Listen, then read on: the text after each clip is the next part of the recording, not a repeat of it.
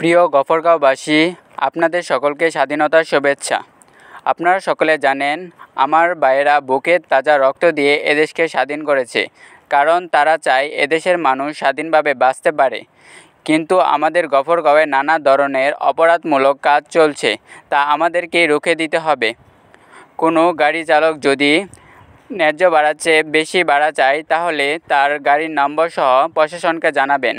যদি কেউ ফোন দিয়ে চাঁদার জন্য হুমকি দেয়, তাহলে তার নাম্বার সহ কে সেটা চিহ্নিত করে প্রশাসনকে জানাবেন।